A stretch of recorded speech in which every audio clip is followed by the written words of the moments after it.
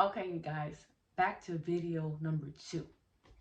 Now, in the first video, I spoke about the type of inheritance I've received from my dad.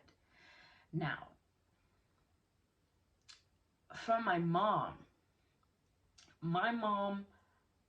has grew up in an environment where there was also polygamy, where there was also treason, where there was also betrayal.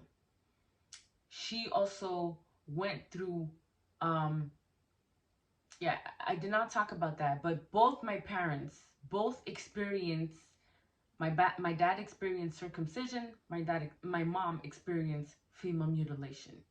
So from the get-go, both of them had been separated from their feminine essence very early on, which meant that they were both actively living off their masculine essence through their entire life.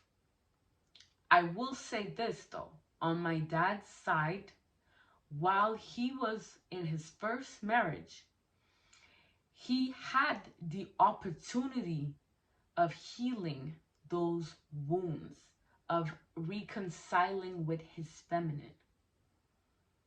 But it did not unfold that way because again, he had this belief that he had to take on burdens of the community and listening to other people's naysaying as to how he had to live his life. Okay? So both of my parents were living greatly out of their masculine essence, meaning they had unresolved wounds. They had this wounding that separated them from their feminine essence very early on in their lives. So they had both unhealed wounding with their feminine essence. So that is also speaking about the type of spiritual inheritance I've received from both my parents. So when I came into this world, I had that inheritance encoded in my gene. Okay? Now, if I look at my mom's side, my mom grew up in an environment that was very militarized because her dad was a police officer. So it's very strict. It was very structured. It was very, I would say, violent as well and abusive. She was forced into marriage at 15, and she also had unresolved wounding with her own original sin. So she had unresolved wounding around betrayal, rejection, abandonment, injustice, right? When you're being married off at 15, obviously, like, even if, she tells the story as beautiful as it may seem or sound, there can be some, unresolved issues underneath it all.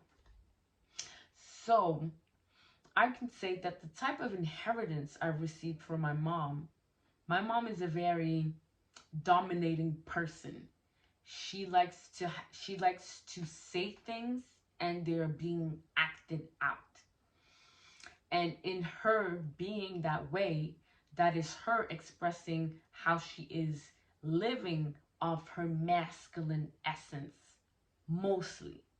My mom is not feminine one bit. She does not recognizes her feminine essence. And actually she uses religion to stay and to justify her toxic masculinity. Okay? So I've received the type of inheritance I've received from my mom. There are some good and some bad in all, okay? And what I would say is the unresolved wounding from that original sin. So the abandonment issues, the rejection, the betrayal, the injustice, as well as I received beautiful things like communicative styles or communicative ways. My mom can communicate in a very eloquent way. She can give orders. So she's very disciplined, right? I got that as well from her. She's very dictatorial, which I can have those traits as well. But I needed to unwind those things while I was going through my own healing process, right? So um, I received both the good and the bad, or whatever you perceive good or perceive bad, from both my parents. That was passed down to me as inheritance. I would say as well that there was a lot of unresolved wounding, I would say, from in my maternal lineage. Again, with female mutilation, with forced marriages.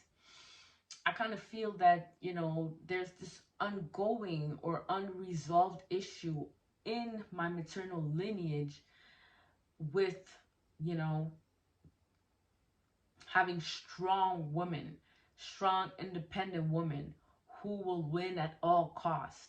So a lot of women in my maternal lineage are very strong, headstrong, very forceful, very dictatorial, very living off their masculine essence. So that's the type of lineage or inheritance I've received through my um, intergenerational inheritance or encoding, or DNA or genetic encoding, we can say. Okay. Now, I'm going to stop the video here. I'm going to continue in part 3.